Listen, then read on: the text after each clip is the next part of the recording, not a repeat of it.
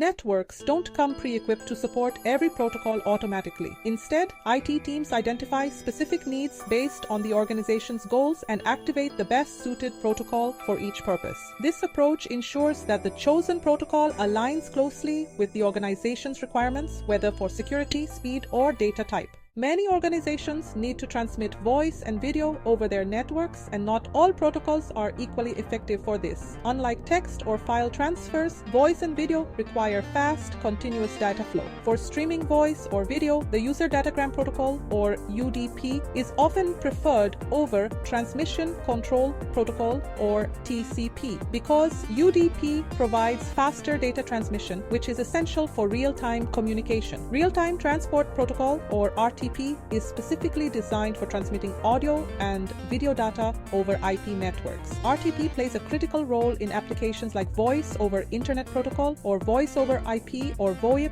streaming media and video conferencing, as well as in devices with web-based push-to-talk functions. However, securing these transmissions is important for organizations as sensitive data is involved. This is where Secure Real-Time Transport Protocol, or SRTP, comes in. SRTP encrypts data, verifies messages, and ensures data integrity, which protects transmissions from being intercepted or tampered with. It's also effective in preventing replay attacks. Replay attacks are a threat SRTP helps defend against. In a replay attack, an attacker might capture data, modify it, and then resend it to impersonate one of the parties. SRTP's encryption ensures that even if the data is captured, it remains unreadable and can be modified without detection. SRTP can be used for both unicast transmissions, where communication is one-on-one, like a call between two people, and multicast transmissions, where data is sent from one user to multiple recipients, useful in larger meetings or broadcasts, making it versatile for different communication needs. Another important protocol, the Session Initiation Protocol, or SIP, is used to establish or start, manage, and end voice, video, or messaging communication sessions. SIP works through text-based request and response messages when establishing a session. Since these messages are plain text, they can be read if intercepted. Once a session is established, RTP or SRTP takes over to handle the actual audio or video data. SIP messages don't contain the conversation data itself, but do hold metadata about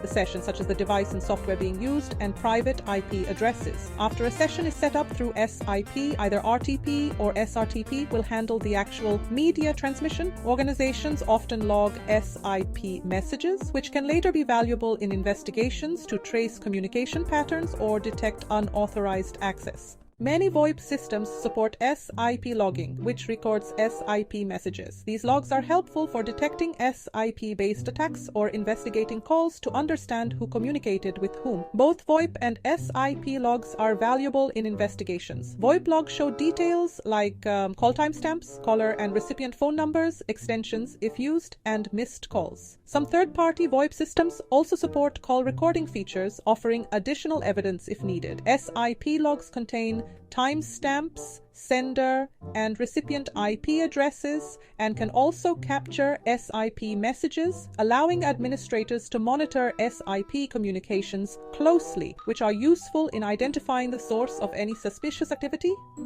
This type of logging and recording is especially valuable during forensic investigations or to detect SIP-based attacks, providing a digital trail of communication details to help trace and mitigate security incidents. By carefully selecting and configuring these protocols, IT teams can create a network environment that efficiently supports voice and video communications while prioritizing security and reliability.